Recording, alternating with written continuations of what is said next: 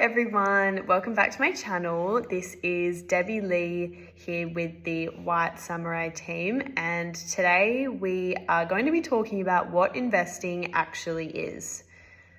So, what is it? We're not going to be talking about the crypto bro version. We're not going to be talking about the scammy turn $100 into $10,000 this month version. Not the finance textbook version that no one understands. We are going to be talking about the real version, the one normal people can use. So by the end of this video, you will just understand what's happening. You'll understand exactly what's happening when people invest, and you'll know what they're talking about. And you'll also know how you can do it as well. So let's get into it. So what investing actually means. Investing is when your money works to make more money. That's it. Right now, most people only have one way to make money: to trade their time, to get paid, spend their money, and then do it all again. If you stop working, your money stops. But investing breaks that system. With investing, your money makes money, even when you're asleep, even when you're not working, even when you're on vacation. This is how wealthy people stay wealthy. They don't become rich from income. They get rich from ownership. And ownership is the heart of investing. So when you invest, you're not just putting your money somewhere else. You are buying ownership in something that has the ability to grow. So for an example, if you buy one share of Apple right now, you own a tiny little piece of Apple, the company. So if Apple grows, as Apple grows and develops new products, expands its customer base, your ownership is worth more. So that's what investing is. So some examples of businesses you can own shares in are Apple, Tesla, Amazon, Netflix, and Facebook, also known as Meta, McDonald's, Coke, Costco, Nike, and Disney. And if you just do a quick little Google search on companies and then with their stock name, their investing name or investing code, it'll come up with like a little code for you to search it on your investing site. So when you invest in these companies, you are literally an owner. You literally own a part of that company. So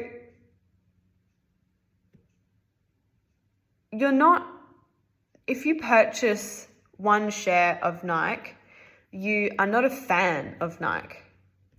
You're a shareholder. And you're not just consuming McDonald's, you own McDonald's. You're not just scrolling on Facebook, you're invested in Facebook. So different identity equals different results. But picking individual companies is not always easy because the companies can fail, industries can shift, hype can cloud judgment. Beginners often buy emotionally. They panic or they feel like they're going to miss out on something, so they want to get in early. So what do? We invest in a basket of companies. We don't just invest in one, especially if you don't know what you're doing. So this is where index funds and ETFs come in. So an index fund and an ETF are for beginners. They are a basket of companies. So instead of you just looking up a specific company and you want to purchase one share, that would just be one share in that company. But if you buy an index fund or an ETF, you are buying one share in a lot of other different companies.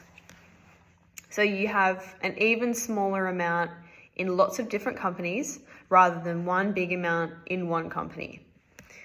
So one of the most popular ETFs in the US, here in the US, is the S&P 500 index fund. So that is the top 500 US companies.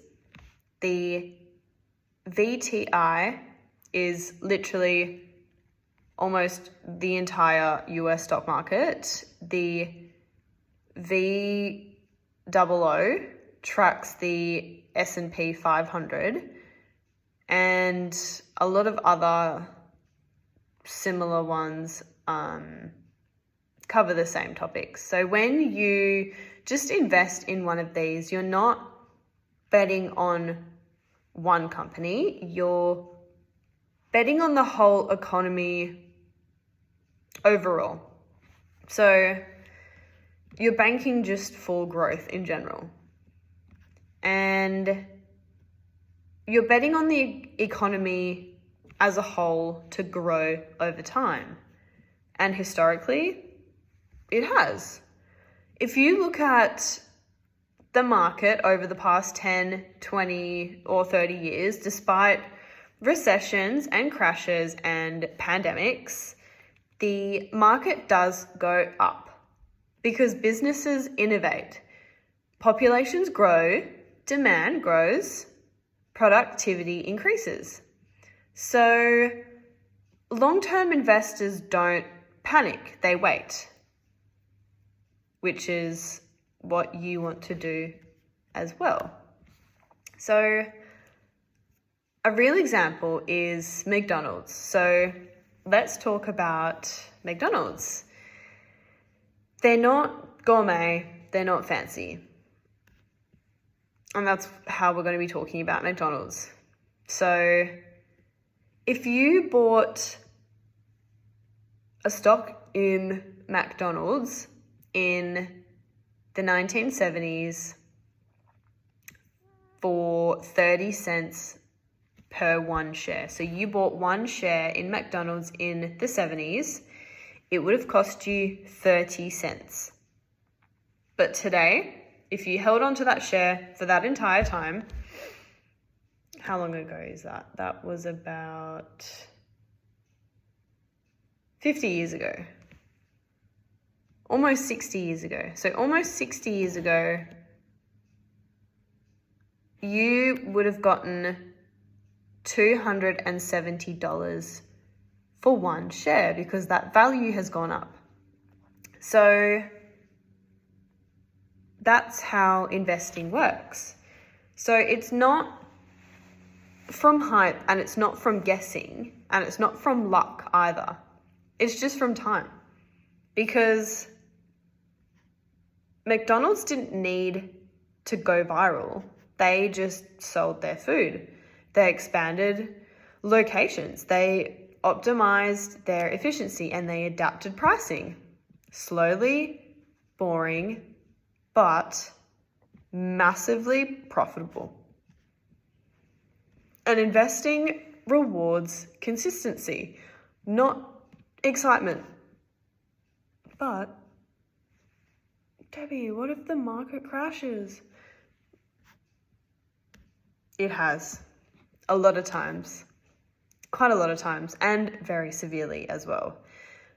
And what's happened after that? Eventually, everything gets back to normal and it keeps going. keeps increasing. So long-term investment is not about this week or this month or maybe even this year. It's about where the world will be in the next 10 years. And that's what wealthy people understand. That's what working class people were never taught. So, how do you start? How do you get in? You're ready to go, I can tell. So, you want to pick a platform wherever you are. If you're in the US, you probably want Vanguard, Fidelity, Schwab, or Robinhood. And you can, if you're in other countries, you can just do a quick Google search depending on where you are. And these are just examples. I'm not a financial advisor. I am just someone that has witnessed this firsthand. So please, if you're really unsure, contact the appropriate authority, please. So anyway, so you've chosen a platform and you know that it's going to be good for you. So what do you do next? You choose how much money you want to save to put into your investing. So how do you want to do it? Do you want to put $10 a week in? Do you want to put $50 a month in? Or do you want to put $200 a month in?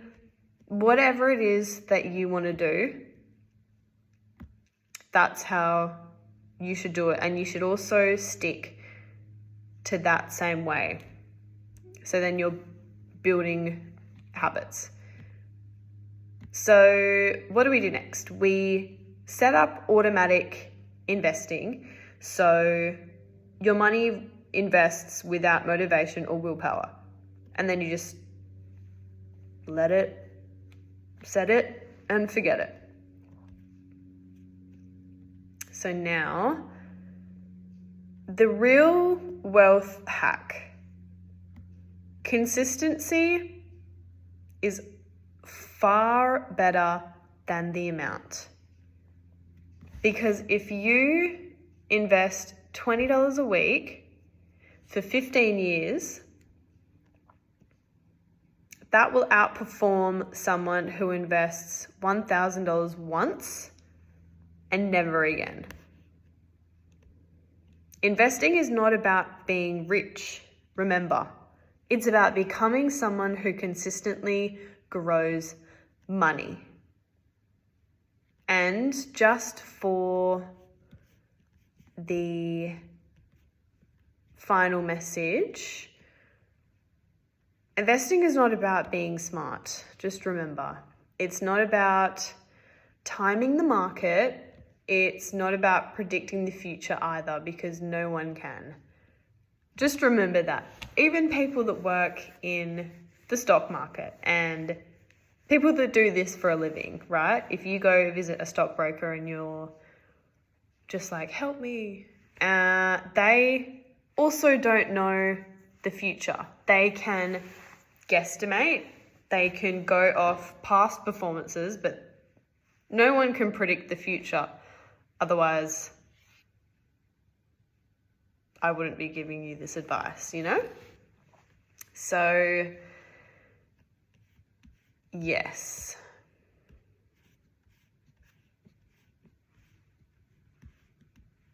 So, the final message that I want to leave here on is just make it simple. Pick your platform, choose an amount, set it up automatically, and that's it. Don't check it every day. Don't check it every day because it's probably going to go up and down, but at a steady rate. So it's not going to go like that. It's not going to go like that. It's probably just going to go on average like that. You're not going to see instant wealth overnight. And simply by choosing to own things that grow will help you build your financial freedom. So, putting money in consistently and letting time multiply it, it's that simple. Most people stay broke because they never start. They think, oh, but I have to save this amount of money and then I'll do it. But then they keep doing that. Oh, but I gotta do this other thing. I gotta pay that thing on my car. I gotta pay that bill. Oh, but we're going to the movies. Excuses. So many excuses. And then then they never get into it. Then they never start it and it never happens. So that's why most people just end up staying broke. But you can start. Because you probably have $20 in your account. I hope so. Maybe less. Maybe you've got $10. You can start building your financial freedom with $10. So we've learnt about the foundation that creates wealth. So what are you waiting for? You can begin small. You can begin right now and set it and forget it and let time do the work for you. And I will see you in the next video, and thank you for watching. Bye.